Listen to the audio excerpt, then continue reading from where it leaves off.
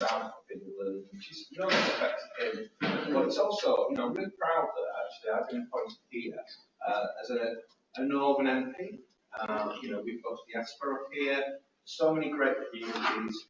We've got Manchester, Burn, towns and cities, Dewsbury, of course, where I come from. And I think actually to have this based in the north and for me to represent the north is a tremendous opportunity. And it makes sense actually because of all the communities that are in the north of England. So really what I want to come on now is to talk about why do we want to build these relationships and between the UK and Pakistan. So in terms of the UK believes in open markets and fair competitions. Did nobody get back? No. Okay. I tried shouting as loud as I could. So anyway, thank you for that. So the UK believes in open markets and fair competition, where all countries are treated fairly in the global system, and businesses can compete based on merits. And in growing dynamic democracies, we see like-minded countries who share that outlook. Anything we can do to support this trade relationship means growth, jobs, and prosperity right across the UK and in Pakistan. The UK and Pakistan have close historic links and a strong modern relationship. We are keen that our vibrant commercial relationship continues to thrive and expand. In bringing back British Airways and with Virgin Atlantic now flying, there are now direct flights every week to Manchester and London. Friends and family are able to visit each other more easily, and trade links between our two great nations will continue to improve. So, what does trade in Pakistan look like right now? With an overall population of 220 million, Pakistan is the fifth most populous nation in the world. The gross domestic product in Pakistan was worth $263.69 billion US dollars in 2020. That's according to official data from the World Bank. And despite the challenges of COVID, which have already been mentioned in the previous slide, Pakistan has achieved an above-target GDP growth, which is now today, of 5.37%, against the government's target of 2% for the year 2021, which is a great success. This was mainly owing to a boost in exports of textiles and following supply chain disruptions from its competitors. And moving on to trade between the UK and Pakistan, Pakistan has the potential to emerge as an increasingly strong trading partner for the UK. Just over 200 British firms operate and invest in Pakistan. Major UK businesses succeeding in Pakistan include McDonald in infrastructure development, who played an integral role in the development of Islamabad Airport, Unilever and Reckitt Benckiser in consumer goods, Standard Charter and UBL in banking, and finally GlaxoSmithKline in pharmaceuticals and selling products every second in Pakistan, and Shell in oil and gas. As a result, total trade in goods and services between the UK and Pakistan was £3.3 billion in the 4 quarters to the end of Q2 2021. In the 4 quarters to the end of Q2 2021, total UK exports to Pakistan amounted to £833 million, which sounds a huge amount, but actually there are opportunities to grow that a lot more. Of all UK exports to Pakistan in the 4 quarters to the end of Q2 2021, £610 million were goods and £258 million were services. In the 4 quarters to the end of Q2 2021, total UK exports from Pakistan were £1.7 billion. And like with the exports, that could also be significantly increased. And I'm sure you'll be pleased to hear that, Your Excellency. So, what is Her Majesty's government doing in Pakistan? Obviously, the core objectives of the UK government is to help grow UK exports to Pakistan and help resolve market access barriers that hinder trade. And that's something that I've raised in Parliament very recently. And the focus is predominantly on 4 priority sectors, with some of which have already been mentioned. So we're looking at healthcare, medicines and drugs, healthcare infrastructure and service, expansion, e-health, technology, and education and training. Also, education, joint degree programs, education technology, and chartered management institutes accreditations. And this is something I'm looking to progress when I come on a trade visit in March, and we're already talking to local universities, including the University of Huddersfield, who are very interested in fostering links between our 2 countries. Infrastructure, engineering, design, planning, architectural design, project management and consulting services. And finally, renewable energy, waste to energy, solar and wind power solutions. That is not to say, and this is really important, that is not to say other sectors won't be supported. You know, in my constituency, begging is huge. You know, we can look at that as a sector. But these are the areas where the UK expertise is partnering well with Pakistan's ambitions. In terms of wider government involvement in Pakistan, we're providing technical assistance for Pakistan, using the development budget to support Pakistan's efforts to transform the business environment. As a result of UK support, Pakistan jumped 28 places in the World Bank's Ease of Doing Business tracker before the index was discontinued. British International Investment, which was formerly known as CDC, identified Pakistan as a powerhouse market with an overall investment portfolio of £265 million, looking to scale it up to over £360 million. And as we mentioned previously, UK Export Finance, which has now an overall investment appetite of £1.5 billion, which has been tripled from £500 million back in 2019. So what we really need to know is, what does success look like for UK trade in Pakistan? So we need a virtual trade mission of various chartered management institutes leading to business wins over £5 million. Advanced engineering companies expanding directly or through a local agent leading to business wins of over £10 million. A UK-based consultant has been supporting pharmaceutical companies to get MHRA certification so they can prove their excellent goods are of a standard and quality to sell to the NHS. Bima Pakistan providing low-cost health insurance in partnership with local insurance and telecom companies. And training of pilots, we mentioned this before in the flights, training of pilots with high-tech flight simulators built in the UK. L3 Harris has sold to PIA the most high-tech simulator that can be found across Asia and Africa. And if that has inspired you, British consumers benefit from access to global markets, including Pakistan, through the variety, quality and cost-effectiveness of imported goods. Pakistan is keen to expand and diversify its export base, and is already competitive in products such as textiles, garments, surgical instruments, steel and sporting goods. And for an area like this, and obviously as a football fan, the footballs used in the last World Cup were made in Pakistan. There are also opportunities for British businesses to benefit by integrating Pakistani firms into their supply chains. Pakistan is the 9th largest English-speaking nation in the world. It has good telecommunication, banking and air transport links with the UK, with international airlines flying regularly to the UK.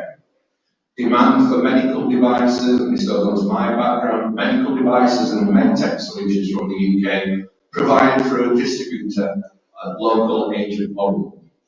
Following COP26, the UK wants to support countries around the world looking to change their energy mix. In Pakistan, the Ministry for Energy is keen to increase the proportion of renewables in its overall energy mix, opportunities for innovative solutions for solar, wind and waste to energy. Private sector looking to shift due to increased tariff from grids and a subsidised financing rate for renewable energy projects offered by the State Bank of Pakistan. There's also potential for renowned UK institutes to offer their programme degrees in partnership with local institutes. Public, private health institutions looking to scale up the quality of nurses. The UK is determined to support those looking to trade overseas, to forge stronger trading relationships with like-minded countries, to liberalise trade and open markets, put rocket boosters under our exports, and break down the barriers to market access. These wins don't often make the headlines, but they do create millions of pounds in new exports every year.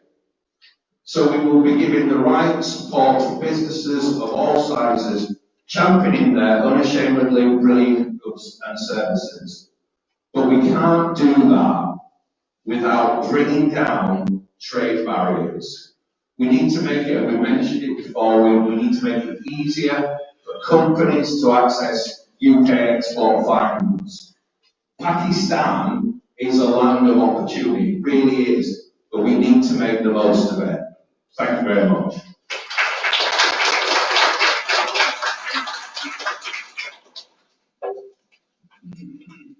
Thank you very much, Mark. So you've got a challenging job, but then that's why you went into politics, to challenge but you do have our support. I know people in the room will be keen to liaise with you. And I know, of course, we've got all the commercial staff from the British High Commission out in Pakistan, and of course the Pakistan High Commission in the UK to help as well. But there is another body that helps companies, and that's Chamber of Commerce. And here we are at the Greater Manchester Chamber of Commerce. So we're just going to, in just a minute, going to hear from our friends at the Pakistan High Commission about how they do. But before that, our host, Susanna Cordova, is going to give us a little bit of information about our host today, the Greater Manchester Chamber of Commerce.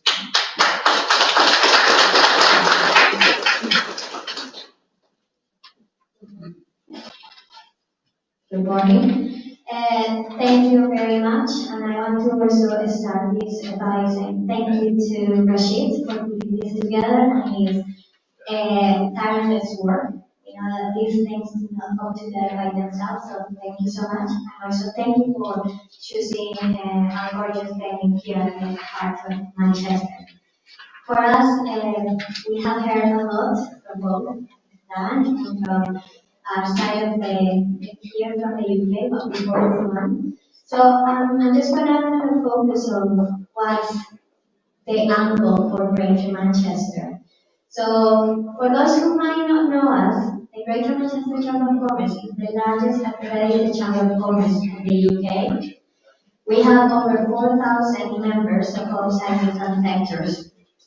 And we work with both companies that want to, UK companies that want to go abroad and want to expand their footprint, but we also help overseas companies that are interested in doing business here in the UK. So we like to say that where things merge. We are also working very closely with the Greater Manchester Combined Local Authority, and it is a pleasure for us to be part of an initiative by the Anti-Burn, our city mayor, which is a GM Pakistan security group. And this is a vehicle that has been launched with the purpose exactly of driving more growth, both bilateral trade and investment across Greater Manchester and Pakistan. And we're hoping that we will be key stakeholders in an upcoming trade mission by the major office sometime in autumn to Pakistan and to Bangladesh. So those are kind of things that we are heavily involved with. But not only that, last year we signed an important partnership with the Federation of Pakistan British Chambers of Commerce and Industry, SPCCI. And again, that's only because we are really focused on the practical activity of getting businesses getting together, connected, and exploring business opportunities across both sides of our regions. Within the Northwest, Greater Manchester region is actually the largest trading partner for Pakistan. So we have the largest number of traders, both for exporting and for importing. Our trade balance though is negative, so in the state we are exporting a lot less than we import.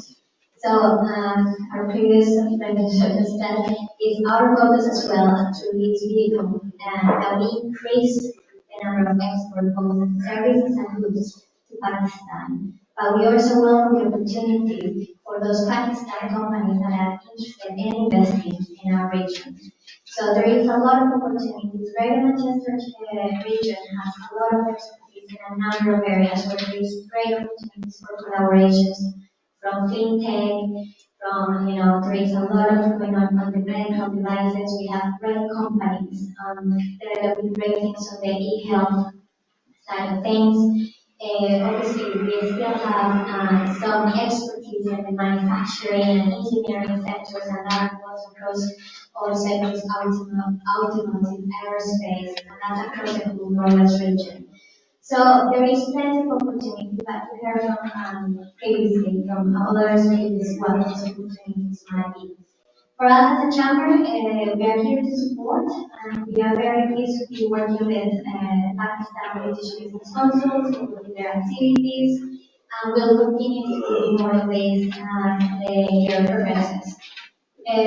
Manchester is one of the most progressive city regions in the UK, and I think just yesterday we were talking about business that say that we will be the fastest growing city outside London. I think it's been predicted that we'll be growing at 6.5%, which is well above the UK average. I don't know about those numbers exactly, but it's an exciting and we were anyways one of the largest growing cities pre-pandemic thing. So I'm very happy to welcome you all. I hope you enjoy the rest of the event today. I have to leave unfortunately, but I know I leave you in really good hands. And if you are interested in knowing more about the chamber, please by all means get in touch. Rashid does have my contact details, but otherwise just look at online on our website. We'll be happy to get in touch with you. So thank you very much again for this opportunity.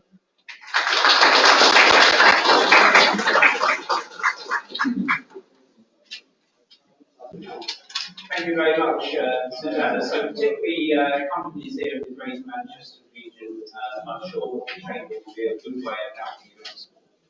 Right, we heard at the start from the High Commissioner in general terms about what the Pakistan High Commission does in the UK, but we're now going to have a detailed presentation on the trade and investment services that they offer from Mr. Shafiq Shazar, the Trade and Investment Minister at the High Commission in London, and Mohammed Akhtar, the Trade and Investment Secretary here in Manchester.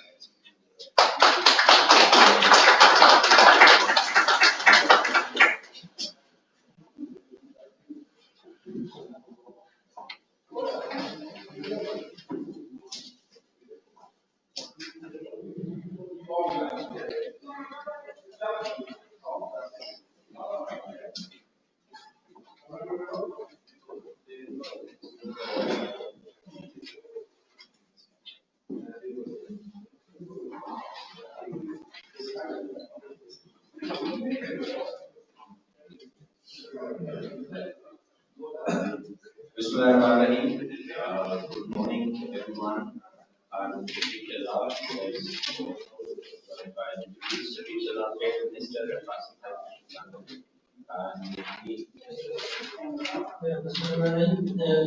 Good morning and welcome to all in this conference on Pakistan Land of Opportunity. I am very glad to participate in time out of your precious and try to start a course in one sessions that difficult at the time and to attend to face this opinion Uh, I'm based in Consulate General of Pakistan, Manchester. I'm looking after the businesses matter related to the north of UK. So if you need any assistance and help, any guidance or any facilitation in going to Pakistan, we are more than happy to assist you, guide you. And of course, we have prepared a very elaborate and detailed presentation on the opportunities uh, and the opportunities related to trade and investment in Pakistan. And hopefully, this presentation will help you in choosing Pakistan as one of your preferred destination in doing business, investment, and trade. Thank you very much. Thank you, Abdul. Excellency, High Commissioner have shared a couple of success stories and results of economic reforms in Pakistan in the last couple of years. And thanks to Mr. Mark and Julian for sharing some success stories about Pakistan, but story doesn't end there. So I'd like to share some more stories and in detailed information about some of the sectors which may be of interest to you. We have shared detailed information with you, but for the sake of discussion and further clarity, I'd like to make a detailed presentation. I hope you will hear me with this. Uh, Apart from the economic landscape, some other salient features about Pakistan economy. You'll be surprised to see that Pakistan is the fourth largest milk producer, second largest salt mines in Pakistan, sixth largest producer of dates and mangoes, eighth largest producer of wheat, fifth and sometimes sixth largest producer of sugar canes, and fifth in Colombia. So they speak volumes about the potential of this country, especially from the agriculture perspective. Emerging economy, which shared the previous presenters, but still some of the highlights, GDP growth rate, 4.8% and forecasted to be 6% despite this COVID pandemic. Middle class population, 220 million population was joining middle class, which is largest than many European countries. $100 billion trading economy, stock market, as the share price can see, it's excellent performance in the last couple of years. Consumer market by 2030 is 56 million, and Pakistan is ranked among the next 11 economies by Goldman Sachs, and highest tax collection rates in history in the last 1 year. Both dividends, some of the other features, population we have emphasized a lot. CPEC, my friend Julian has spoken about it, so I'll skip that part. Highest corporate profitability, I have a slide on that to show you that how the corporate companies have been making profits in Pakistan. And ease of doing business, we have performed very well in the last 2 years. Pakistan's have moved from 127 globally to 108, and Pakistan has been ranked one of the best performers on ease of doing index by the World Bank. This is next please. This is how we have performed, and Pakistan number 3 is big jumps in doing business. Next. Huge bulge, we have spoken a bit about it, just few things. 130 million population generation has been declared as Z population, so which constitute 56% of Pakistan's total population. Third largest English speaking population, 49% total, and fifth largest, being the fifth largest population country, it has a huge growing middle class. So with these above demographic ecosystem, we can boast that there are immense opportunities in Pakistan for trade and investment. I was talking about the corporate companies who have been making profits.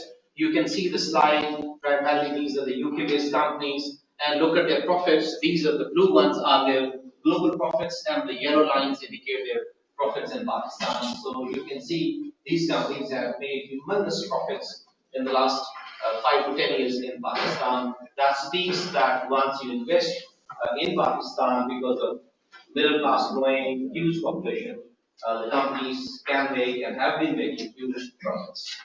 Next. A bit about the investment regime. I showed you the economic profile of Pakistan and the profits that the companies are making. The government has announced a very liberal investment regime with so many incentives for the investors. We have a national treatment. We do not discriminate among the local company and a foreign-based company in Pakistan. There's no requirement, minimum requirement for investment. Investors have been given due protection in law for any kinds of unlawful expropriation. 100% policy profits and dividends are deductible. No restriction on currency convertibility, and 100% equity is allowed, except for sectors which are considered to be slightly sensitive: agriculture, airlines, media, and banking. Rest of all sectors, 100% equity is allowed. The Investment Facilitation Center, the measures that have been taken by Pakistan, company can be registered even a single day. You can sit on the computers and you can get your company registered. Bank accounts can be opened just online, sitting on the computers. You don't have to be, physically present in the banks. Online visa facilitation facilitated more than 70 countries. Businessmen, have been granted that facility on arrival visa. Online environmental portal, special incentives have been announced. I'll share some of them in my later slides for investment in technology, clean energy, and social sectors. Borrowing is allowed from the local banks and from the international banks, both for the local companies and the overseas investors in Pakistan. We have established two kinds of zones. After the CPAC special economic zones have been established, 9 have been not only announced, but groundwork is done. 4 at the advanced stage and have been populated. Export processing zones, there is an old phenomenon which is there for the last many years. Very exciting incentives are available under the special economic zones. Utilities and land connectivity is ensured by law and should be provided by the governments. Governments mean the federal government and the provincial state governments. One-time exemption on import of plant and machinery for the developers and for the enterprises who establish their firms in Pakistan. Income tax holidays for developers who develop these SEZs for 5 years and for enterprises for 10 years.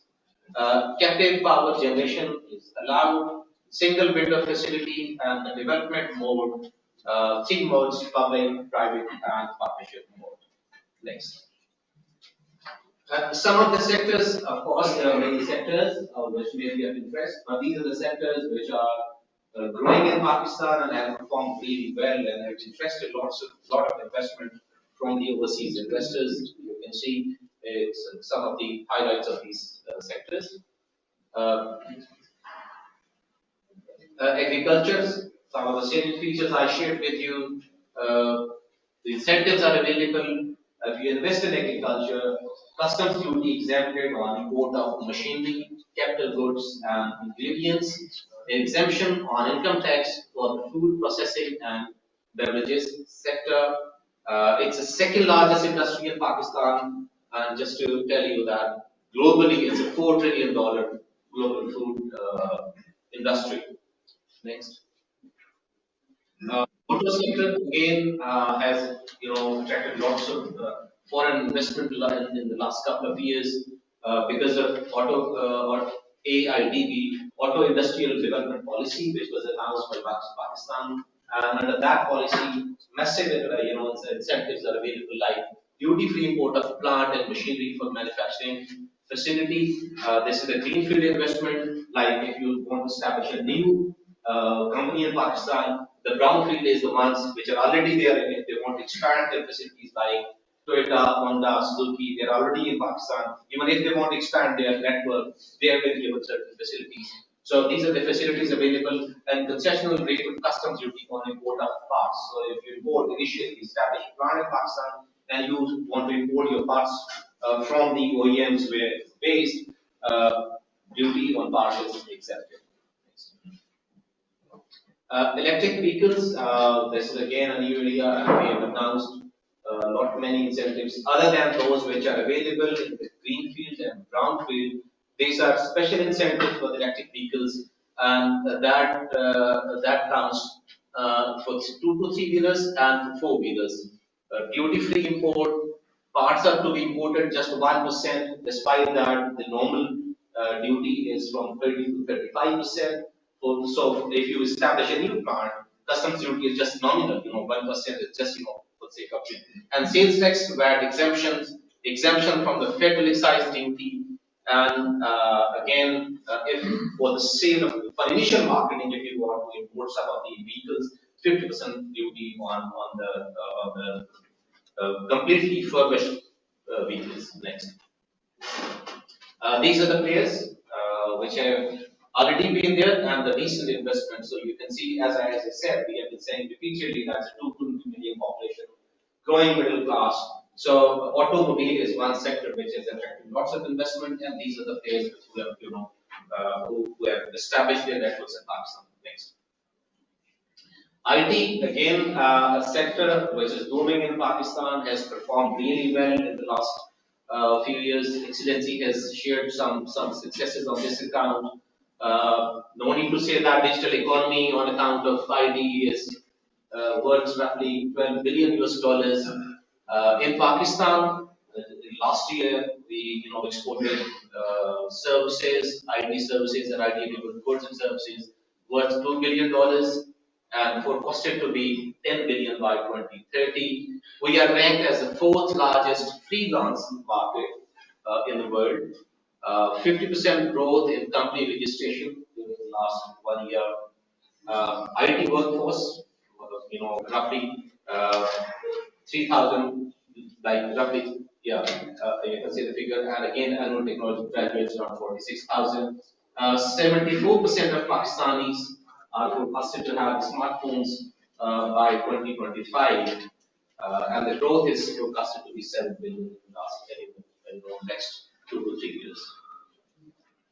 The government has announced a couple of incentives to promote IT industry and IT-enabled services in Pakistan. Again, zero income tax on IT and ITS exports, sales tax exemptions, and sales tax is a very important component of Pakistan's revenue. So we, levy 17%, which is a huge, percentage, and if there's exemption, that is a huge favor. 100% foreign ownership, zero income tax on registered IT startups, tax holidays for venture capital funds till 2024, and again 100% repatriation of profits to foreign investors. This is a startup ecosystem. You can see these are the new startups which have been performing very well in the last couple of years in Pakistan. Next. Textile and clothing, no need to say, Pakistan, you might be familiar with, you can see all top brands selling Pakistani goods. We, in our total exports, 57% Pakistan's exports will come from the textile and clothing sector. We are the fourth largest textile producer, third largest cotton producer, and second largest exporter of textile globally, and even in UK, next to China, we are the second largest exporter of home textiles. Huge potential, and there are incentives which are available for investment in this sector. Next slide, please. Duty drawback is available. If you increase your exports, the government will give you certain taxes remission under different schemes. Supply of electricity and gas at concessional rates. Easy availability of raw materials. We have slashed down customs duties on import of raw materials. Access is available. And the good thing about Pakistan's textile industry is that we are horizontally and vertically integrated from cotton to the value-added sector. Everything produced locally, so we don't have to import much. But still, if the companies want to import some of the components, they are available at a very reduced rate of duty. Cascading tariff structure, export refinance facility from the state banks, from the national banks, and other banks are available for the textile industry as well. And we have, as Julian mentioned in his presentation, that we have market access of 0% on textiles primarily in all major markets, including UK, USA, China, Malaysia, all EU. Duty on Pakistan's textile and clothing sector is just 0% compared with many other economies which are subject to certain tariffs and duties, maybe 10% or 12%. So that's one of the incentives available if you want to invest in Pakistan. You will have not only the local market, but the global market as well. Next. Dairy and livestock sector, again, one of the important sectors in Pakistan's economy. The third largest livestock population, fifth largest producer of milk. But the sad part is that only 5 to 7% of Pakistan produced milk is processed. Annual demand is going. The rest is, is just wasted or not properly processed. Despite all these agricultural ingredients that I showed to you, that we have so many the drivers which could help grow Pakistan's agriculture economy, but still we are a net food importer. That means there is a demand for investment in the processed food industry in Pakistan. Growing export potential of halal market. We are exporting meat and other halal products to certain other countries, but still we lack those state-of-the-art facilities which require massive investment and an incentive for the investors to invest in Pakistan. Tax incentives are available for corporate farming in Pakistan, and these are the sectors like meat processing, breed improvement, animal husbandry, and veterinary medicines. Housing and construction, I'll not speak much on that, seeing that Ali Musar Saab is here and he can highlight maybe some of the the scope of Pakistan's industry, especially housing. Next. Energy sector, again, one of the sectors which may be of interest for the UK, especially the companies. No customs duty and sales tax on import of equipment. When I say that customs duty is exemption, that means a lot of exemption is available, because generally in advanced countries, customs duty doesn't constitute much of the tariffs. They may have a tariff 2 to 3 or 5%, but in Pakistan, tariff is makes a major chunk of your cost, because that may be from 10, 12 to 15%. And when the government announces exemptions on that, that means a big favor to the investors. No income tax, repatriation of equity along with the dividends is allowed, convertibility of Pakistan rupee to US dollars available, and the government will be guaranteed purchase of electricity in this policy. So kind of a sovereign guarantee under the energy policy. Next. For the wind power, these are again, I will not repeat, but more or less the same, just two more things that under the wind power, carbon credits are available, rest all exemptions, more or less the same thing, and effective tariffs available as well. And grid union is the responsibility of the purchaser. Next. Tourism, again, one area, land of diverse landscape, and again, thanks to you for a very elaborate presentation on tourism. So I'll not speak much on that, just a couple of slides. Next. World Economic Forum declared top 25% of the global destinations of UNESCO World Heritage Sites in Pakistan. Next.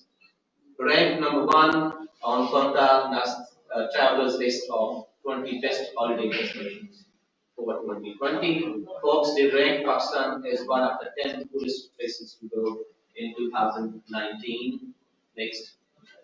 With this, thank you so much. I hope I haven't bothered that you're bored with a lot.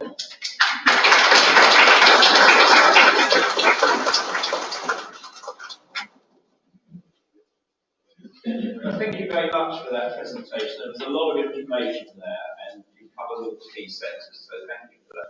Now we're going to have a change now. We're going to hear some private sector people who are actually doing business in Pakistan. So what are the challenges? What are the opportunities? So the first speaker we're going to hear is from Delarue, and that's going to be Deborah Smith.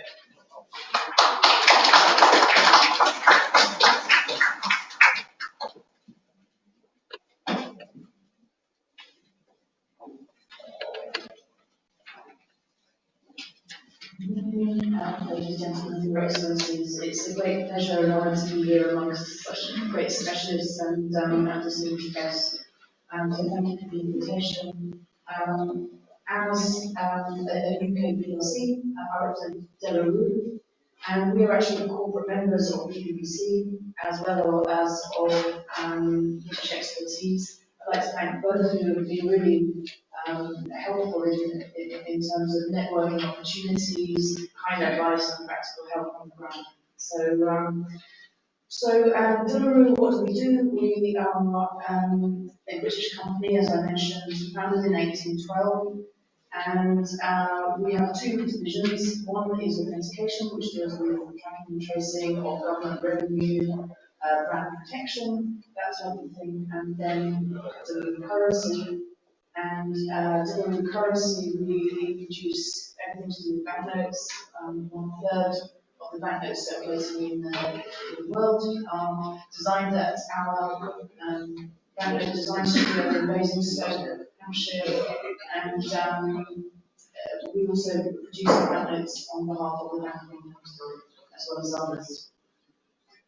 So now coming on to Pakistan, Deliveroo currency has both a long history and a short history with Pakistan. So Deliveroo was actually involved way back on the independence of information of the nation, and the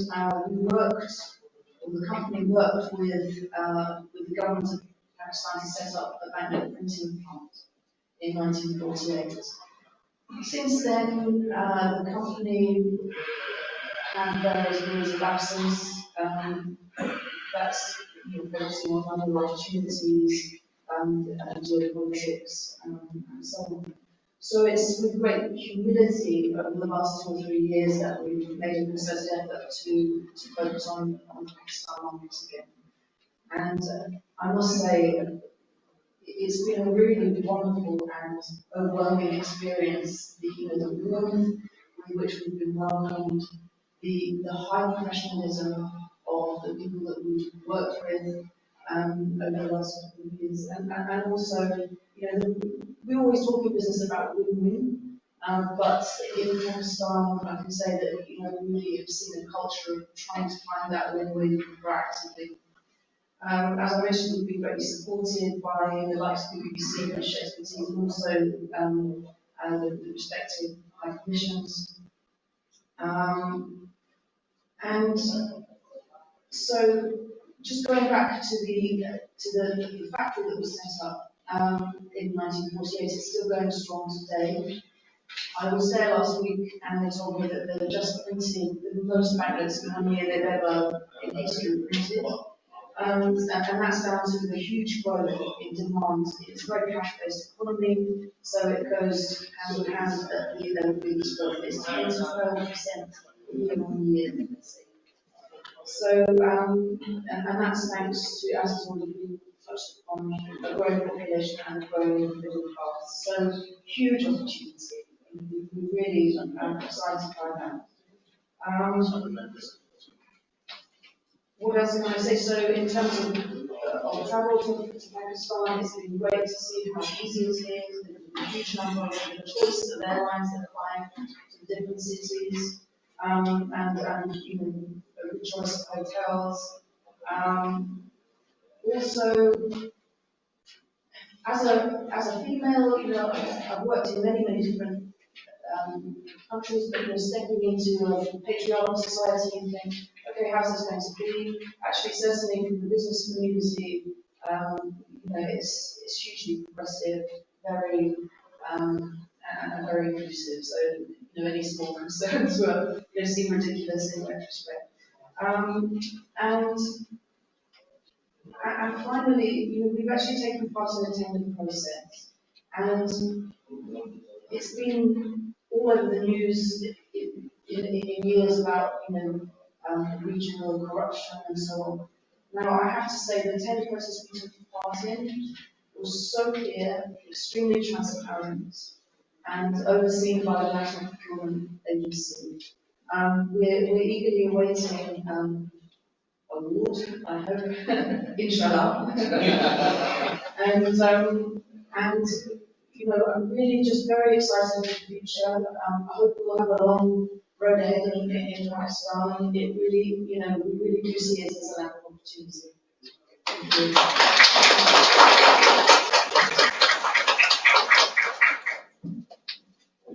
Thank you. you very much. I thought about this very positive. We have to hear the theory of doing business, but you can't be hearing people who are doing business. And our second speaker, Tony Sweeney from TNA Apparel, I got to know a little last night. Rashid introduced us to the Curry Mile in Manchester, which, yes, right, I do like curry. It's amazing, isn't it, that area of Manchester? And Tony likes the curry as well. And Tony is an investor in Pakistan. So he's not just trading, he's investing. And he's got a very interesting story to tell you. Forget Calvin Klein, forget Ted Baker. The new designer name is Mond Dore. Hey.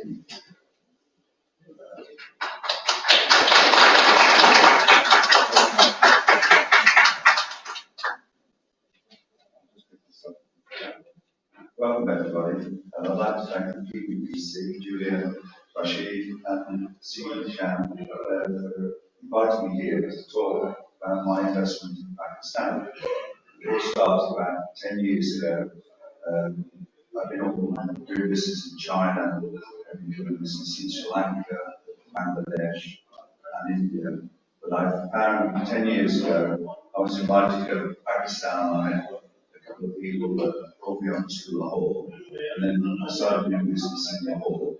I met Imran Khan, your president, which was a great delight because he played in the same village I came from in cricket. He's from Worcester, where I'm from, so it was very nice and very. I met him twice, 3 times, so it was very enjoyable. But what I did 3 years ago, I invested and bought a factory in Pakistan with my own money. I invested a lot of money, and I feel through working with the people of Pakistan, I built up a good business now. I bought on a new line called One Door, which is a young brand. So we're starting that and trying to achieve things with that and build that up. But all I can say is the people of Pakistan are very nice. The workforce we've got are very nice. We treat them well. We look after them, respect them, and we make sure their health and education. This is another thing I want to do. I want to build a school for kids in about a year's time. So I've got something back in Pakistan and the workforce. So that's my story. But I'd just like to thank PPBC for all the help they've given me in going forward. And I'm very pleased to be here today. All right, thank you very much.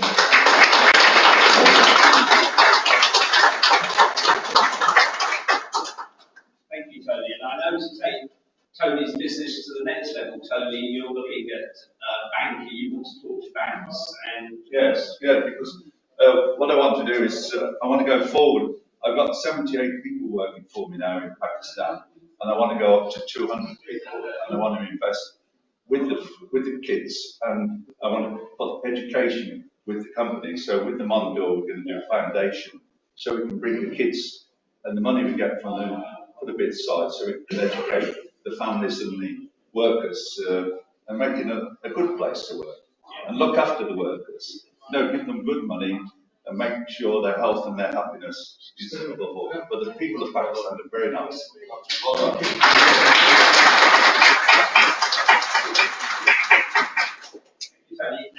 Next speaker is going to be Neil Saran, FCR Fox.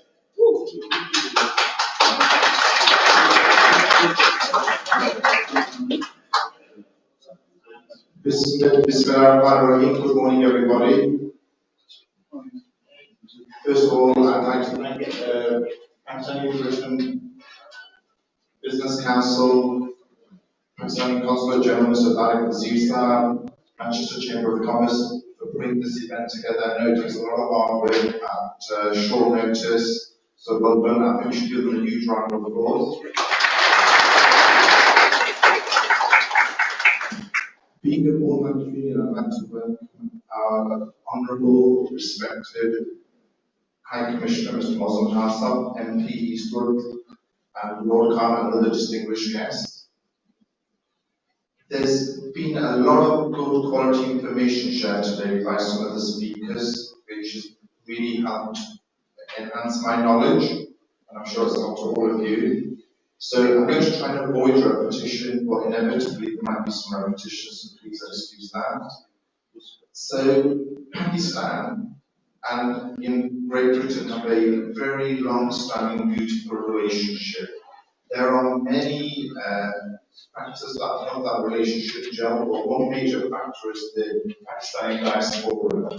They provide enormous amount of connectivity, and I think with the globalization that we're seeing, I think that connectivity is only going to improve at a much faster pace. So, and Pakistan's strategic location is a very, very major win for Pakistan, and it's been untapped yet by global investors, by businesses. So if you're sat next to two large major economic houses like India and China, you're bound to get a lot of spillover. And that has started, and you can see how Pakistan is growing on the World Index on the economy side. But also, I think people have really ignored Pakistan. Pakistan is really a sleeping giant with 220 million population and growing.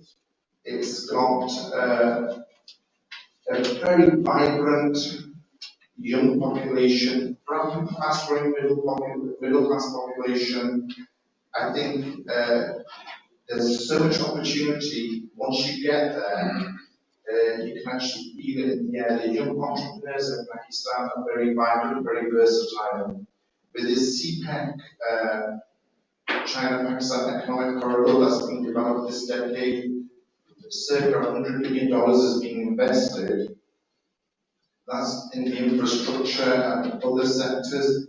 That is going to catalyze Pakistan's growth on the global scene in South Asia. There are many sectors in Pakistan that are hungry for technology, investment, better skills, and one sector is health. Health has so much potential, especially after the pandemic. Even with limited resources, Pakistan handled the pandemic extremely well. But just imagine there's so much potential in the health sector globally, but Pakistan's got virtually zero investment in the health sector. Hospitals, clinics, laboratories, pharma, there's so much opportunity, and I see a bunch of people here who are involved in that sector. I think you can't ignore it. And there's some investors have already said how they are welcome to go to Pakistan and how the trade industry is supporting that sector. Education for the young population, vocational training is there's huge appetite in that sector. So like in the UK we've seen there's huge labour shortages. I'm sure MP Eastwood could be able to answer it better, but there's bound to be relaxation around immigration because we just can't cope with the lack of labour in this country. So if we can, there's a huge opportunity like in the healthcare, NHS, there's a lack of nurses, the aging population in the UK, we need a lot of carers for those elderly folk. So there's many sectors that education can provide, and the big one is real estate. Real estate is a massive opportunity in Pakistan. There's over 5 million houses that are required right now, and every year we need this over 1 billion homes. And the supply chain for housing is massive. You need over 50 components to build a house. The modern construction technology is lacking in Pakistan. There's so many specialists available in the UK that can provide that service, and especially with the technology that's available now to build housing quicker, and with all the funding that is required, the government has now provided development loans to developers, which are low interest rates below the standard bank rate in Pakistan, and also mortgage facilities. That is a huge sector which can't be ignored.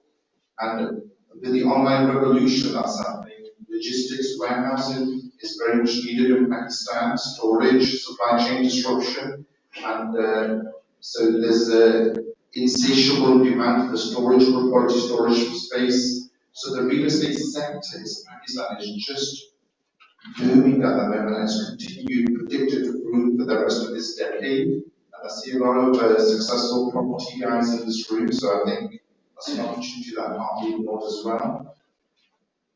IT. Now the world's smart hedge funds have started to look at Pakistan in the IT sector. They've started to invest capital in the IT sector.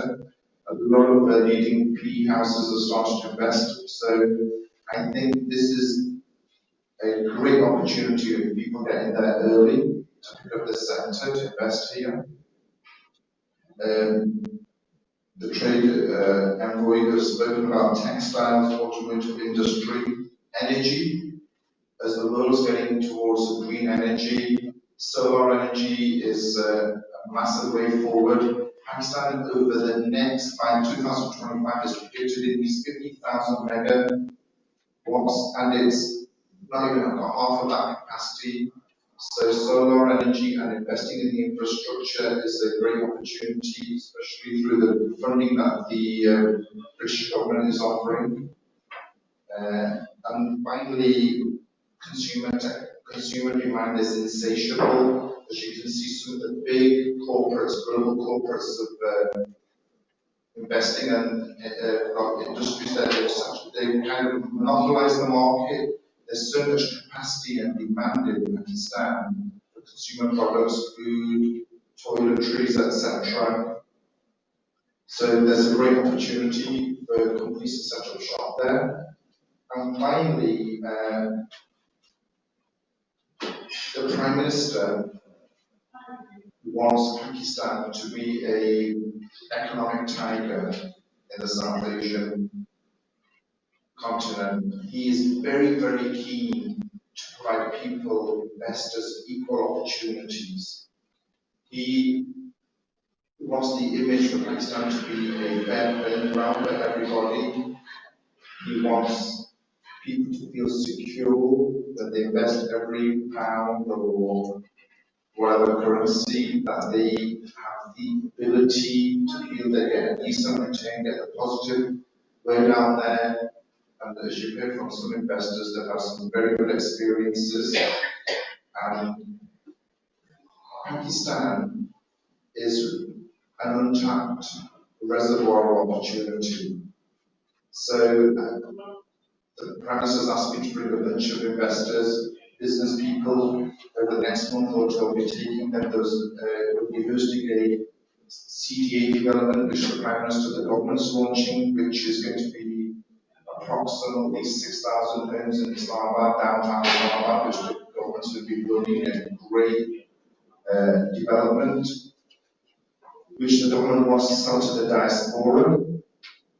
They'll have the opportunity to make payments over a period of time, and then also working with the Prime Minister and his Board of Investment to host a conference, an economic conference. So there's a lot of opportunities. Make a trip out there, even on the pretense of a holiday. Tourism is growing there, and you'll pick up some ideas. So I hope everyone's had lots of useful thoughts, and I wish everyone all the best in the future.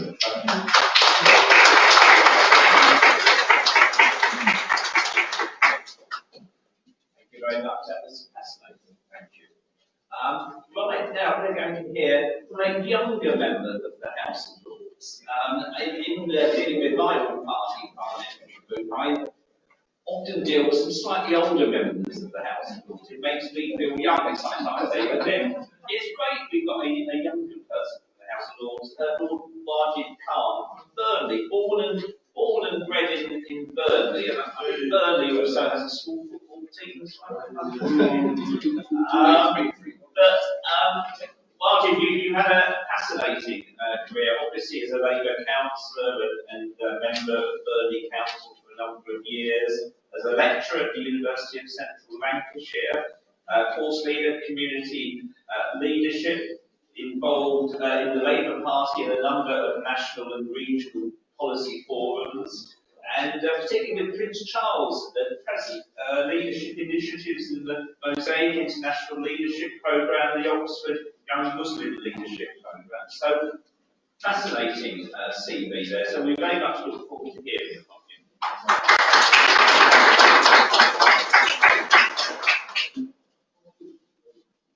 Bismillahirrahmanirrahim.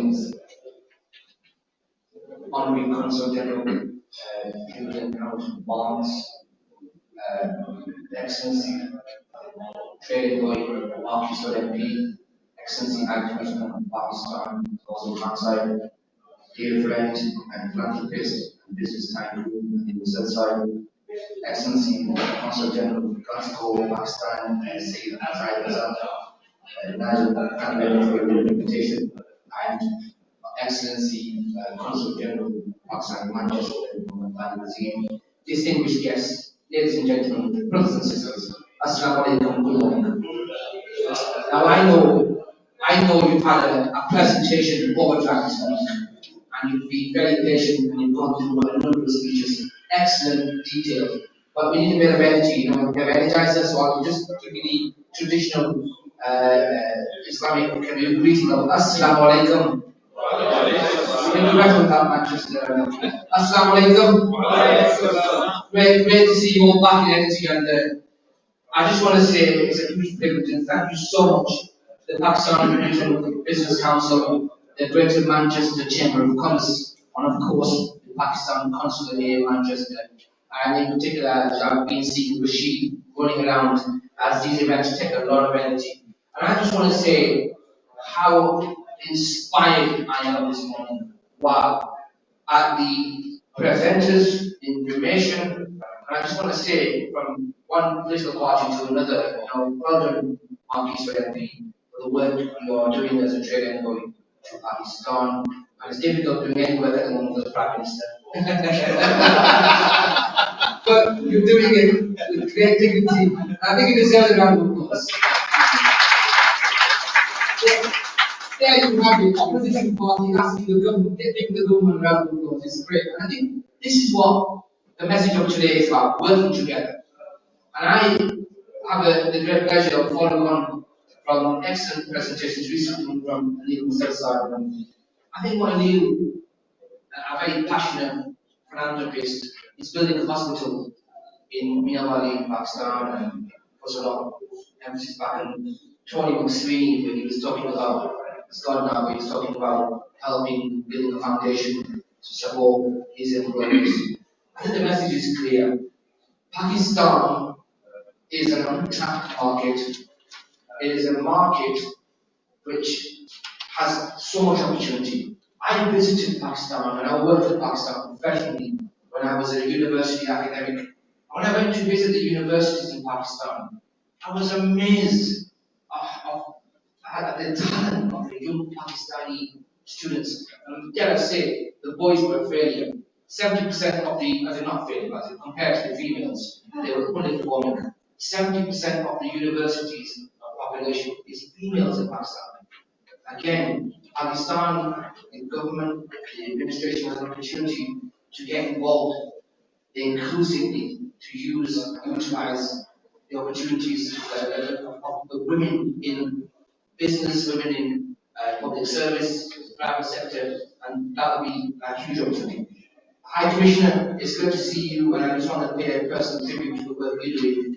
I know you in terms of engaging and informing parliamentarians regularly about the opportunities of Pakistan and simultaneously the misconceptions of Pakistan and the real face of Pakistan. And we unfortunately get very convoluted by seeing Pakistan in the mainstream media. I don't think the mainstream media does it's fair justice to Pakistan as a country. It's a beautiful country. I recently was the shadow minister for the environment, and my good friend, the minister, Lord Goldsmith of Richmond, he told me at COP26, one of the most impressive presentations was from the Minister for Environment and Climate Change from Pakistan, Malik Amin, and the work of the Prime Minister, the Billion Trees Tsunami, is unprecedented, and that is of a global example for all of us to learn about initiatives that we can learn from. And it's so interesting listening to the people that invested in Pakistan and Deborah's presentation of Derek. I think it's really important that we kind of have these stories where people can have an open and honest discussion about where the barriers are. And this event today is an opportunity. I know you've heard a lot of the presentations and talk. I did have an hour and a half presentation, but I condensed it down to 50 shortly. But it's important to recognise that amongst the people in the room, there are so many links and connections and networks we can utilise as business. I mean, I'm British Pakistani by origin, and I've worked in universities, and I'm here as somebody that understands the culture of Pakistan, and I know I'm here as a British parliamentarian, but I'm also here as somebody who wants to correct the record of Pakistan. 220 million, and I must pay tribute to the Trade Minister, Mr. Shafiq Shahzad, and also the Commercial Secretary, for the factual evidence of what's happening in Pakistan. And some of them facts were so important. And for example, I know personally by meeting the FBR, the chairman, or revenue, that the tax collection, which has always been a Achilles heel of Pakistan, tax collection in Pakistan is increasing. It's increased to a monumental level. That is so important because for so long, the British, Pakistani, and overseas Saudi Pakistanis and American Pakistani diaspora have been sending remittances equivalent to $35 million a year, which has been so helpful. And Dr. Christian Turner, our High Commissioner in Islamabad, makes this point very pertinent. We have 1.8 million British Pakistanis diaspora here, and it's so important for our government, UK government, to utilise our diaspora and benefit from their cultural and social links to be able to put British businesses in Pakistan. When I was an MEP, a European parliamentarian, we saw the GSP Plus scheme, and I was working on that scheme, and I realised that the exports from Pakistan was increased at that time in 2019 to 58%. At the same time, exports to Europe from European companies to Pakistan increased by 58%. And this is the magic point here. Pakistan will be getting an increase of middle class, middle income assistance. And they want to look at service delivery. They want to look at how they can have a better lifestyle. And British companies have now have the opportunity. Even today, just today, the World Bank, after we heard Shah Rukh Qureshi have a keynote speech from the Foreign Minister on sustainable development goals and how we can use the narrative of positive policy. And I've seen Pakistan develop so much legislation enhance itself. Even today, the World Bank was encouraged by 5.63% GDP growth at this current time. So it's way ahead of schedule. Now you, as businessmen and women here, can take advantage of that.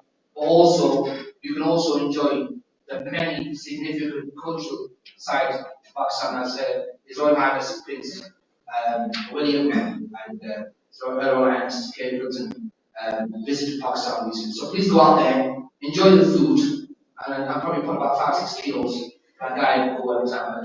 Enjoy the culture, and let's enjoy British and Pakistan collaboration and activity. Once again, this is the first time I've seen any Consulate General Pakistan in Manchester launch have this kind of event. And it's new for some people, but it's innovative. Let's do better, let's work together, let's see a successful Pakistan, and of course, see a successful Britain. Thank you very much indeed.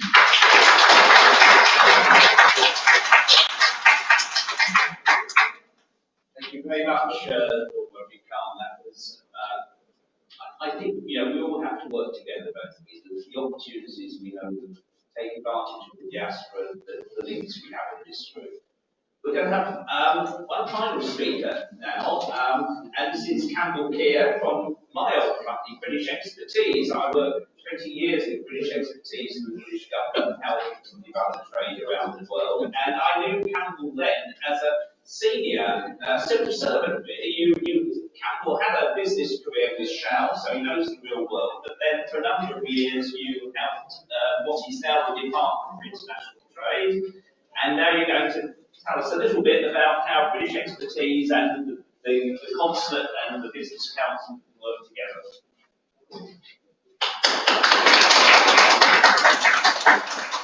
Good afternoon, everybody. Thank you very much for that warm welcome.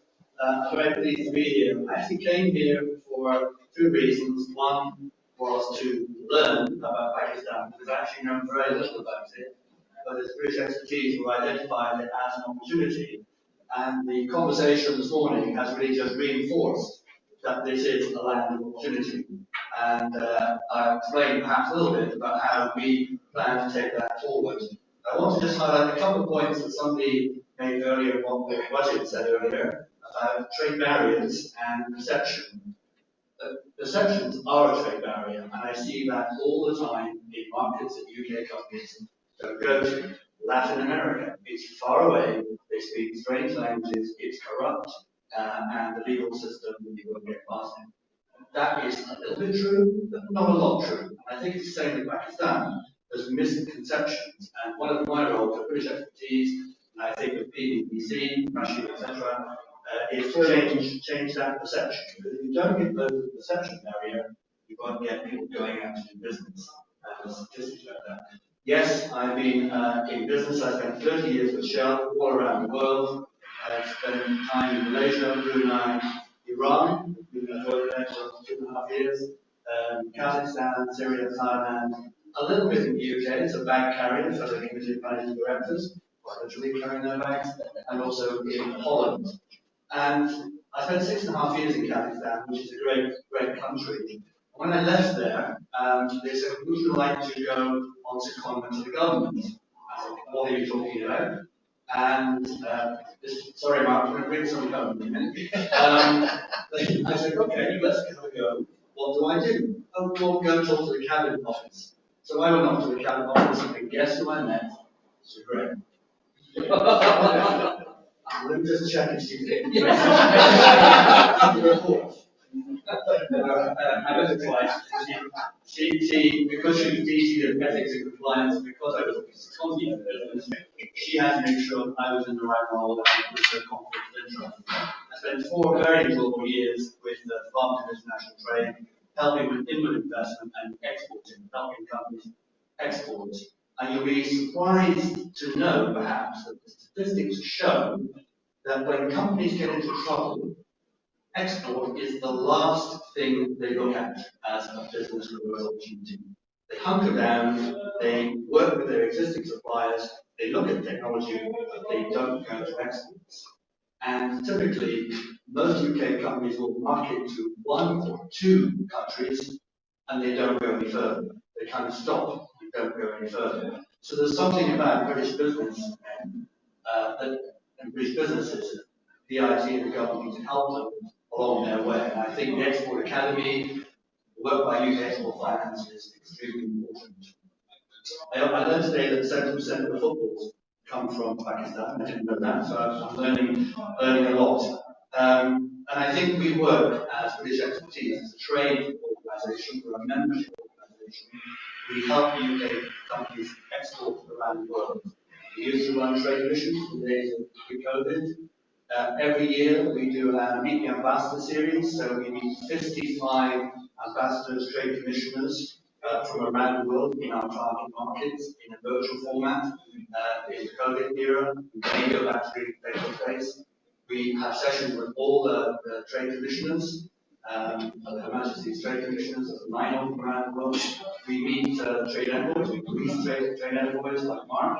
We're meeting the trade envoy from Morocco next week, I think, to give him a briefing. We bring businesses, want to do business in that market with the trade envoy before they go or after they leave the country, and exchange views and help them to point the trade envoy in the right direction.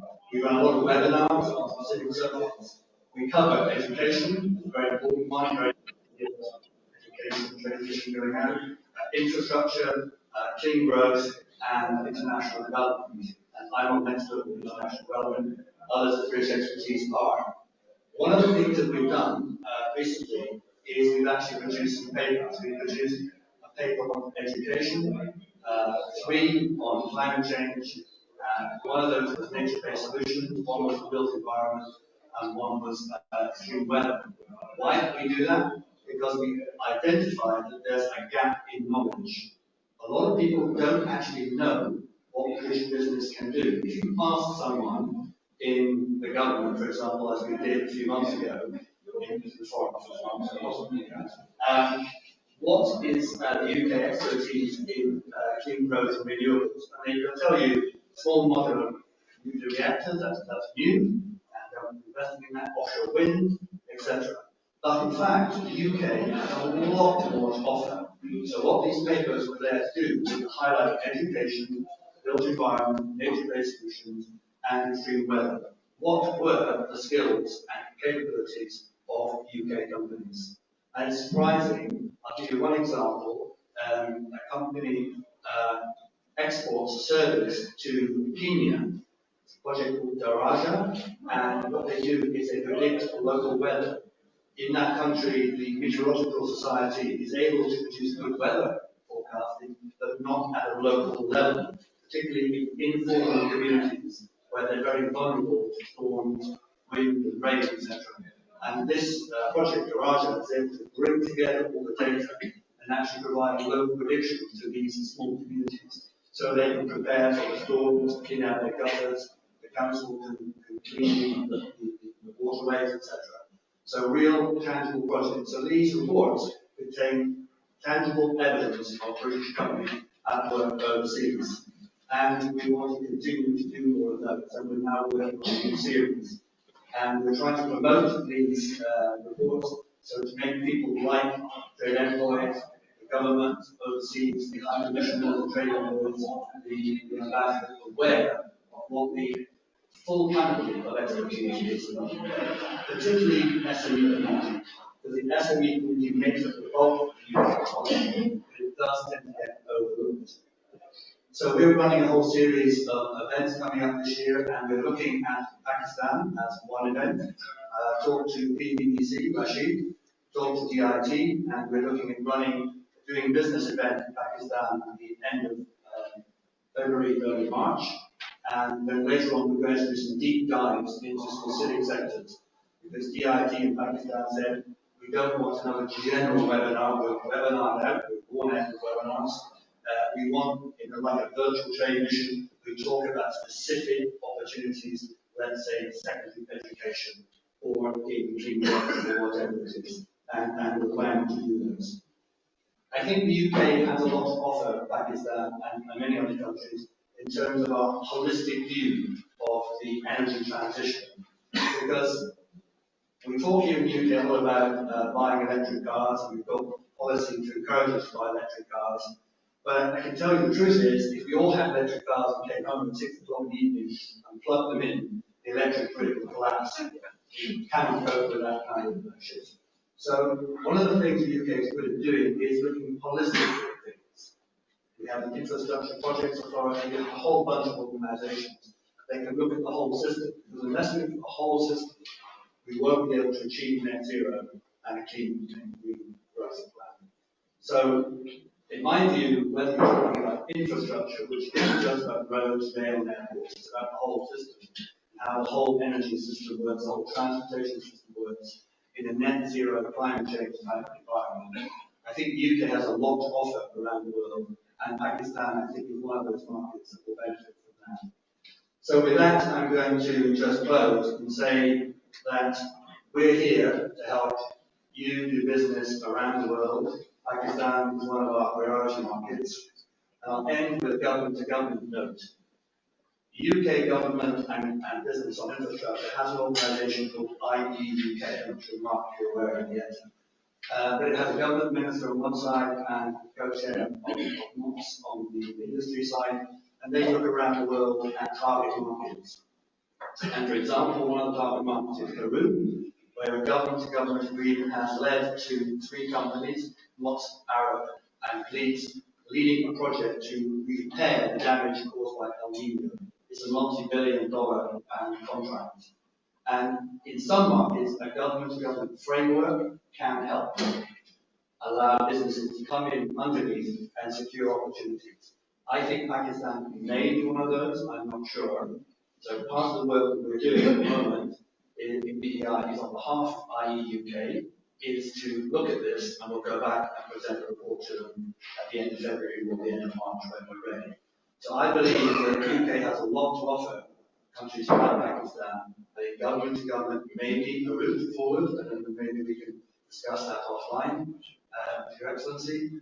But I think there's a lot of scope there. And if you want any help, PwC, British Expertise International, are really here to help you do business and for budget sake to succeed in win-win basis. It's not just about us exporting to Pakistan, it's about Pakistan being able to export goods and services to the UK. With that, thank you very much.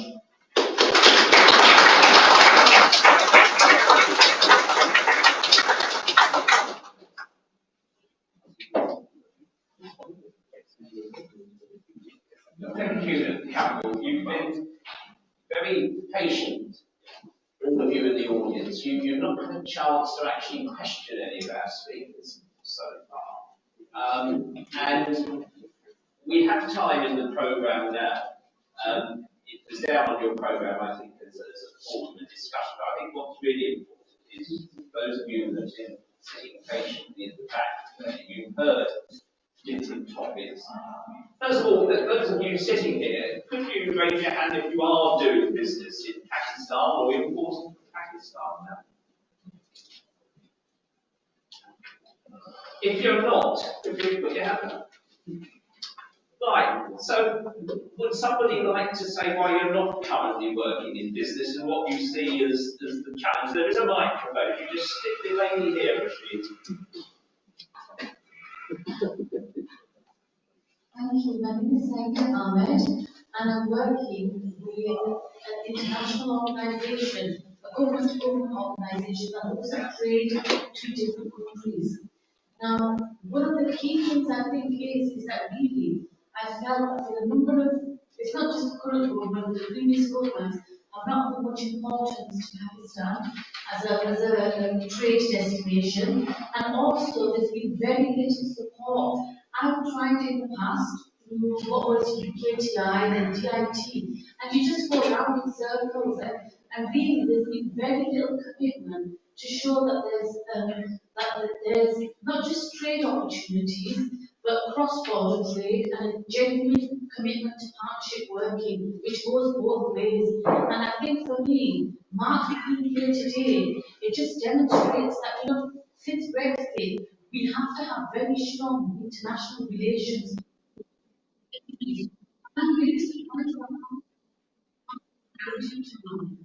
So that's one thing. As a woman, it's hard. It's hard to communicate in Indian countries. And I just want to see how strong it is different, not just for the event today, but about long term. Because there's a lot of people who can actually give.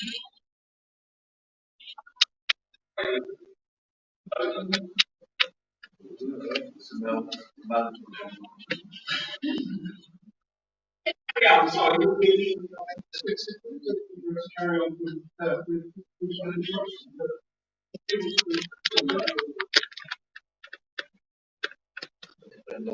sorry. Yeah. Yeah, so I think that there's some of us that can help the British government and the British economy significantly. But I don't think we get the opportunities and the profile to actually take things further, because the people who will get the movement sometimes are the ones who are kind of there at all the places. So the movers and shakers might be people that nobody actually knows in this room at this moment in time. So I think that really we want to know what's going to happen beyond this event today. How long is this going to continue? I'm going to say something that's probably slightly controversial. I feel that the current government, the Conservative government, and also the new Labour government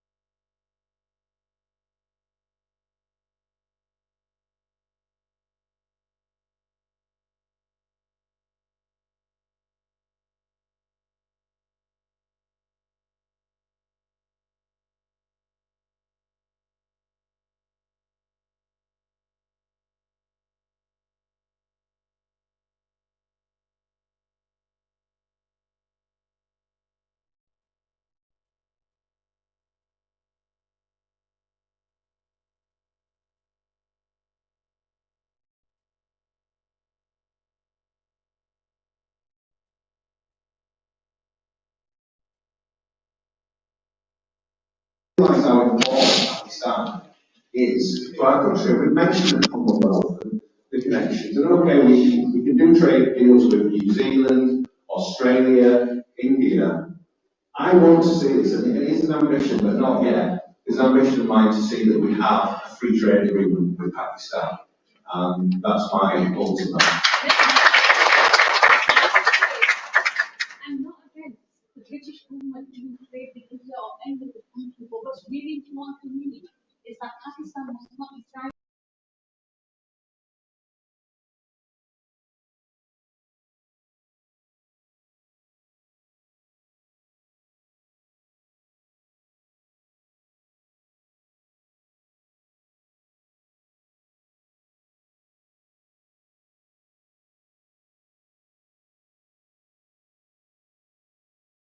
So we need to, and I need to lead this, working with His Excellency here, working with the British High Commission in Pakistan, is to try and drive the imports and the exports on both sides, obviously, so we get to that position where we will be on an equal footing with other nations. Well, that's why I'm here. I need the help.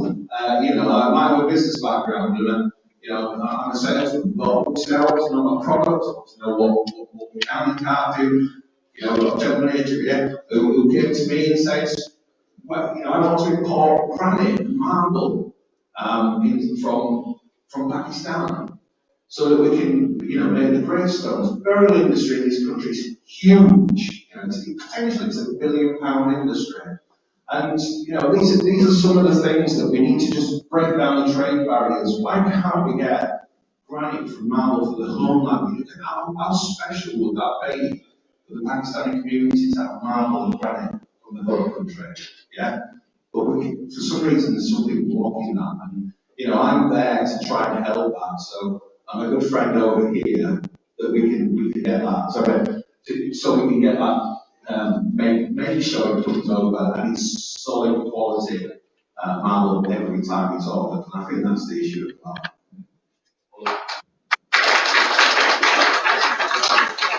Thank you, Mark. Mr. Hussain.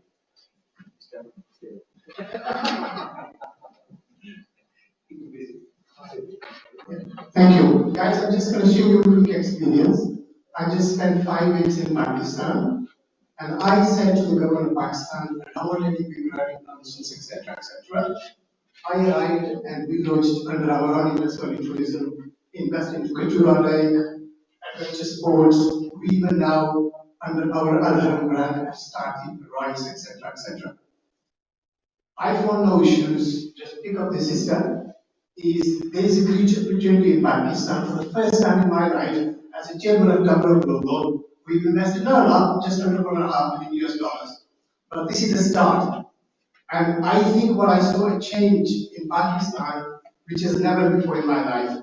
I've been traveling since 1999, and I found every step from the government to CPAC conference I was there, to INTAC conferences, the minister, every department. And there is a change.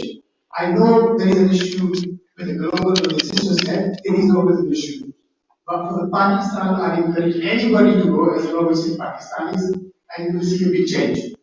I was advising the government on economic strategy at Blaise regime for European level. So I've been involved in that, going back many years. But I would say, picking up from the young brothers, everybody go. We now operate one of the ground handling in Indus Valley tourism, and we are the first company to have our own 1,050 nights in Shafila Resort. That's the first time it has happened. 5-star luxury resort. We are now building paragliding with FWO and Marco Polo. So there is a change up there. So please, I encourage everybody, just go and experience it.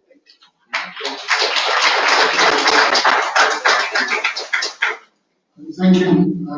Mark, I know you for the last decade or so, and you're a doer. That's me personally saying it, you're a doer. Now what we need from Mark is we need you to be that doer again, Mark, in your role as the envoy. And I think we, Pakistan, must be, we'll be very proud and fortunate about you. And as I said, I know you personally, you're a hardworking young lad. That's the people we need in the post. Now, I will actually touch upon, we've all heard about the experiences which people have had, but not touch upon young people. Young people, they are very vital in the UK, especially from the community we live in. And there's entrepreneurs out there, under the age of 25, 26. You just Google them on the internet, and you'll see entrepreneurs under the age of 30, which are have a future, which are going to be the future for years to come. Mark, I think we need to look into young people as well. There's a lot of talent out there, which we can build upon. And that talent needs to go into Pakistan. Myself and my colleague, we both in media entertainment and fashion. Now, we find a problem with what the Pakistan government, because our field, we contribute over 6-7 million pounds personally over a year towards the UK and vice versa. But we have real issues with red tape, in formalizing our entertainment industry. And with a strong entertainment industry, if there's no culture, if there's no entertainment, then there's no trade, in fact, within our business and fashion shows. So I think the red tape in our own industry needs to be looked at as well. With regards to recruitment, if you go out to recruitment, I think I'm going to echo my sister's comments here. If you look at the recruitment side of things, India and our subcontinent friends are far more superior in recruitment, and they will have a better advantage on recruitment from the UK or vice versa than the Pakistani community. We've got talent out there. Use that talent. Use that talent from Pakistan. Now is the right time to use that talent from Pakistan and vice versa. Those are my comments.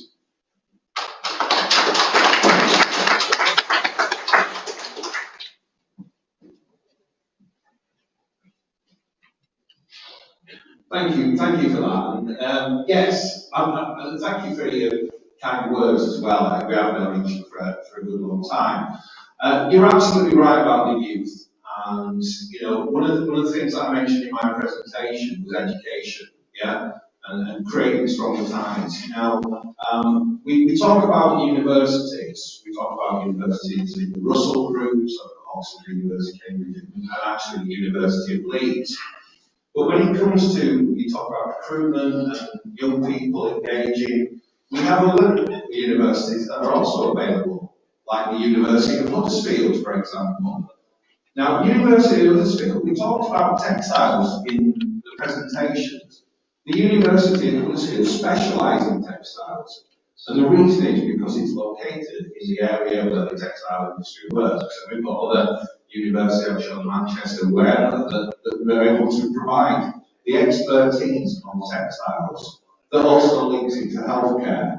And I think that starts at the younger end. And the thing about University of Huddersfield, they are not producing, well, they are producing scientists, but actually they are there to produce jobs for people and employment and build these entrepreneurs. I think we need to expand our horizons when it comes to young people and the education systems, particularly in higher education, so that we are able to recruit those people. And in areas in the north where there's such a connection with Pakistan, and that way I think we'll be able to address that issue for you. Just quickly, just want to quickly add on to the brother's comment. First of all, thank you for referring me as younger. Actually, I can go for a youth ambassador job for this company on the road. But a very important point, and I think it's really important, those parliamentarians, when you're facing difficulty as British businesses in Pakistan, we've got families there. Mark is a trainer boy, as somebody, as you said, we also partners, we can also take any individual issue from you've got the High Commissioner and the Consulate General here, different passports in Manchester, Birmingham. So really important one, and practice is here very successful. So then that's one thing I think about yours in particular. And this is not just for the wider market, but the British Pakistani diaspora. We are so ignorant when it comes to Pakistan tourism. What do? We go back to the ancestral village, right? 6 o'clock, lights out. You think that's Pakistan. When you go to places like Struggle, Punjab, Pakistan, they're breathtaking, amazing, and one of the most highlights of my life was visiting them areas. It's natural beauty at its best. Absolutely, and I will contact you later, when I go on holiday, when I go to, when they holiday in July, I'm gonna contact you and get your advice. Thank you. Yeah, back to the.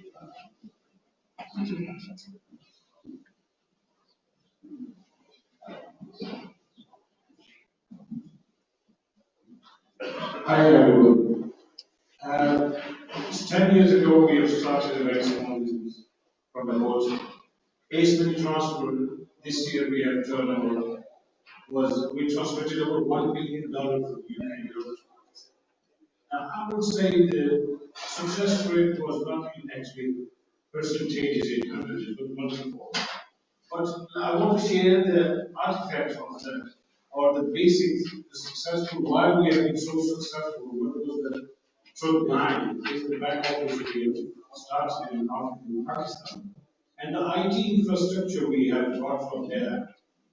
I have referred almost 20 companies still working on a very good level to Pakistan, and those software houses, they're all based in Islamabad and Rawalpindi. I never need to refer anybody to Lahore, but they have more massive markets to go.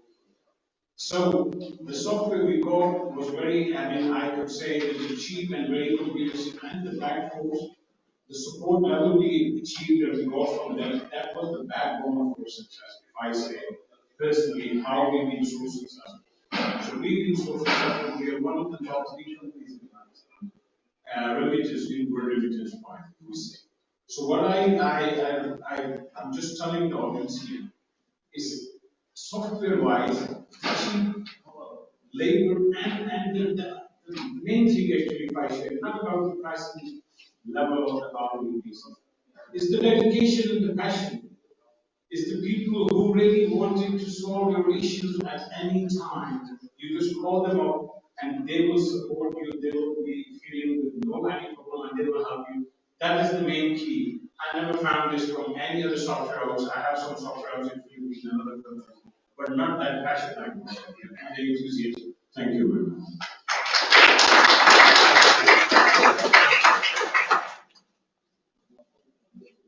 I think we had a gentleman. Okay, sorry, this gentleman here.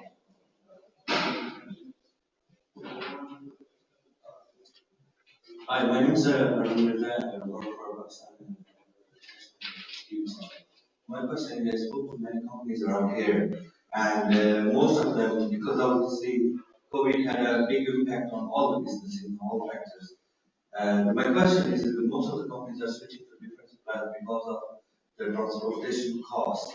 So if you have anything to say about those companies who are actually sitting and waiting for the uncertain transportation costs going on. So it's the question to do with the high level of transportation costs. Yes, somebody Mr. Mercedes was telling me, I think, the high costs of getting containers, shipping containers at present. I think it's only for time being. I remember how we were more than 20,000 per container. We were once moving Saturday from Pakistan, and we now are to negotiate just 27,000. But the rate is 8.5. And I think this will be full of business problems to come down by March. Because the economy cannot sustain goods, you stop importing goods, not in it's not even worth paying. From Indonesia, I stopped bringing goods because $12,000 they're asking for. And the rent of the consumer.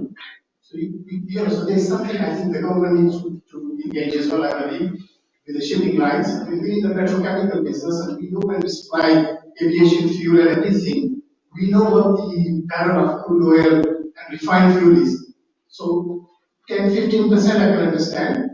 But this is just out of proportion. Somebody's making serious money, in my opinion, and that needs to be regulated or whatever. Yeah?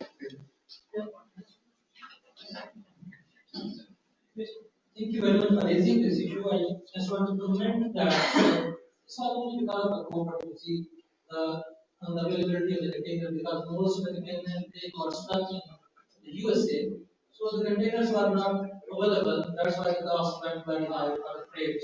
But no one is going down and in the passage of time and getting another 1 month or 2 months. That normalized. So there's nothing to worry about it. And for just you see the temporary phenomenon, but things will get normalized. Next 1 or 2 months.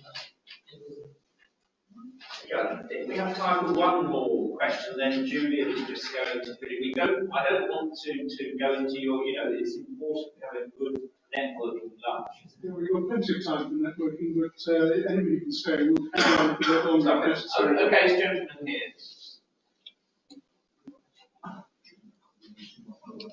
Good afternoon. My name is Councillor Hussain. I'm a local Majesty councillor. And my question is slightly different. Things are booming in Pakistan, certainly. There's an absolutely massive Pakistani community in Greater Manchester. One of the areas that is of most interest is actually the city centre.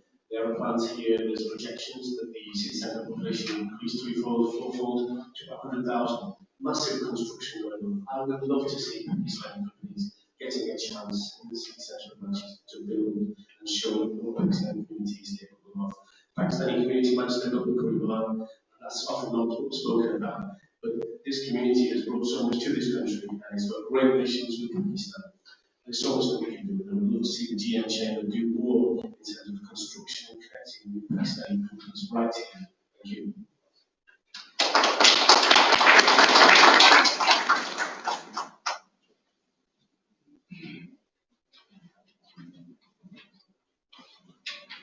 Hello everyone, my name is Vijay Islam, just representing Passport here. Just sharing another positive side of Pakistan and the success story. We went back to Pakistan in 1999 from nowhere. We grew 230 million exports, $130 million exports last year.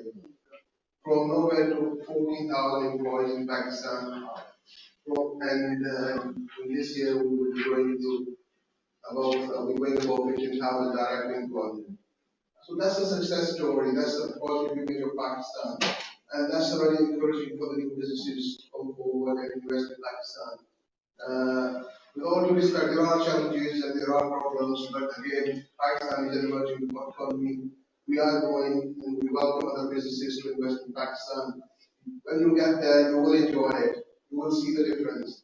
Whatever you see around in the world, Pakistan is totally different from what you hear in the media. So it's a positive sign of Pakistan. Pakistan is a success story, and we can work together to make it more successful.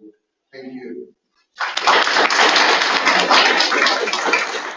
Okay, well, I think we're bringing the questions and the discussion to an end for now. As I say, we're continuing over the lunch break. I think one of the great things now we're hopefully moving outside of the COVID situation is getting back to face-to-face trade missions, meetings.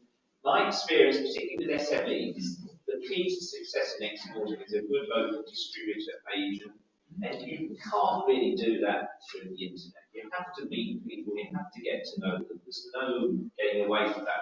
I think particularly with the Pakistan community here, it's now we're getting to generations that were born and bred here, lose the family connections. So needing to go back to meet new business people, new agents, new distributors. So that's a key role, I think, that we can all play. So I'll just hand back to Julian Hamilton Barnes, the chairman of the PBBC, just to say a few closing remarks.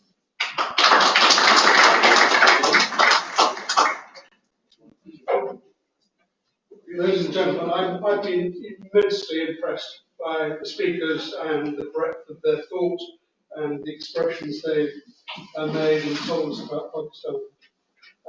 What we've heard is that Pakistan is a powerhouse, a sleeping giant, a tiger economy. We need to work together to make that happen for ourselves as potential investors in Pakistan. We need to build the confidence. We have to break this worrying perception of Pakistan. That has to be broken somehow.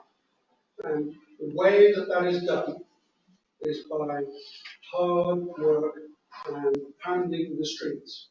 And the diaspora, who are incredible, as you just heard, the last story of the success story, what have they done in Pakistan? They are the leaders that are going to rebuild and build this economy and work and do everything that's needed. Um, um, so that's my that's what I get primarily out of this this conference.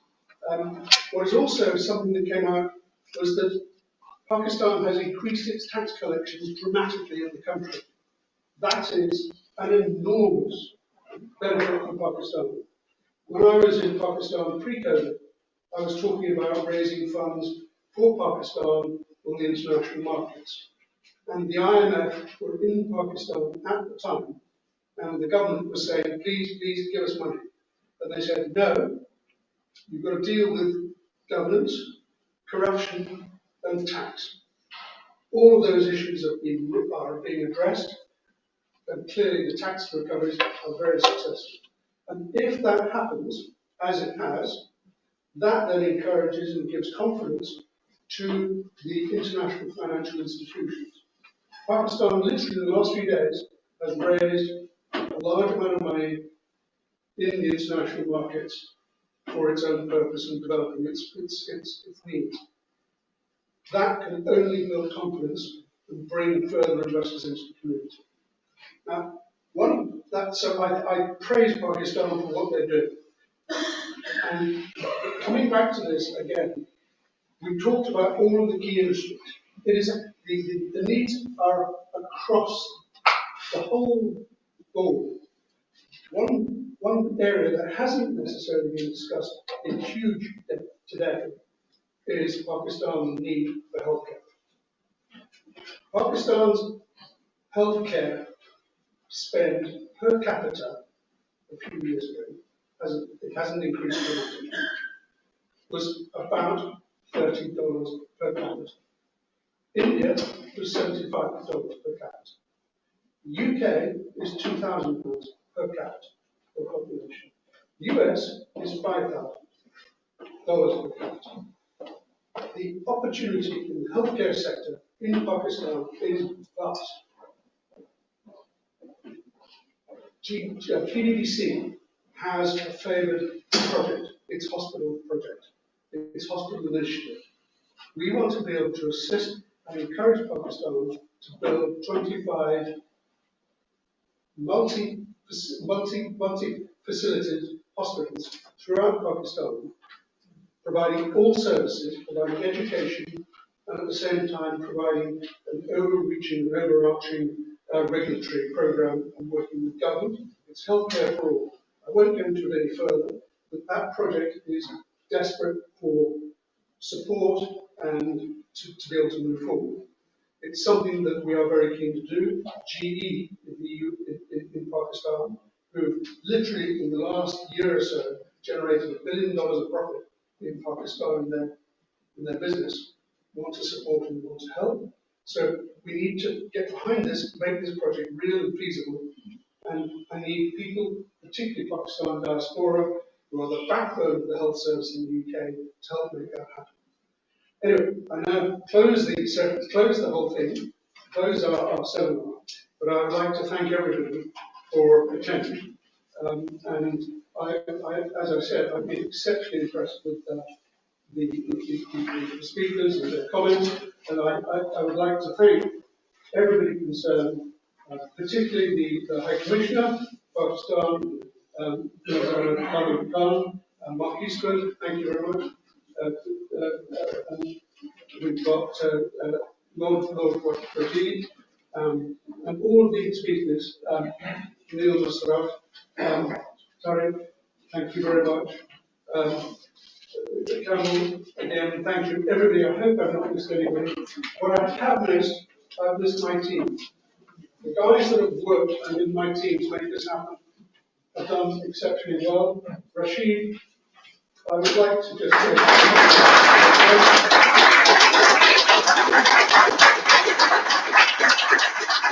you've done a wonderful job.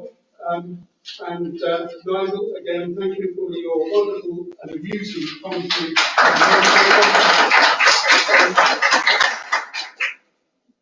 I think I've got everything. Most of all, I'd like to say thank you to the Pakistan High Commission and Consulate for helping work and putting all this together, and also to the Greater Manchester Consul, the Greater Manchester Chamber of Commerce. Sorry? Yeah. So thank you very much for everybody's concern.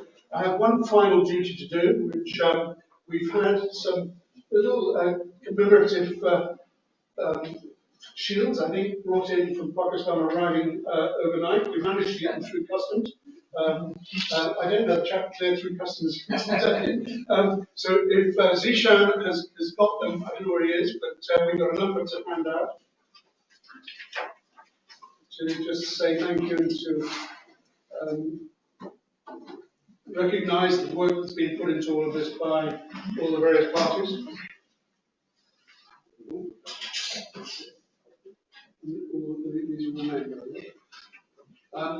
Lord Virginia, I'm going to hand this to you. I know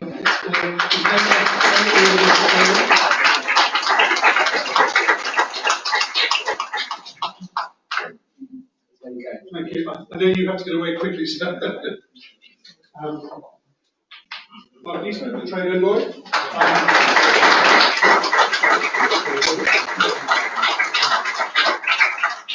Mark has been given a heavy mandate by the so all the best. It's not the mandate from me, it's the mandate from here. Thank you. I've now got one for my commissioner.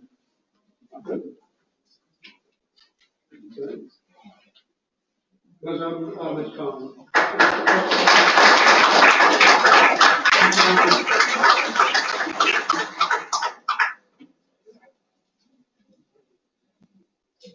And then that's all right. Thank you very much.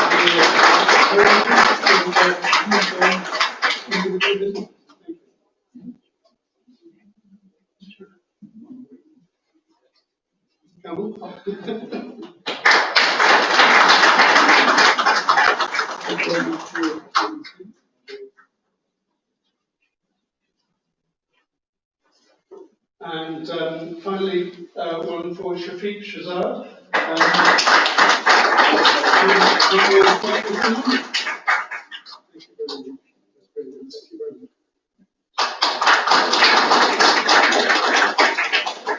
Well, ladies and gentlemen, that concludes our session today. We have some lunch outside and some networking opportunities, and we'll see how things go. So thank you very much for attending.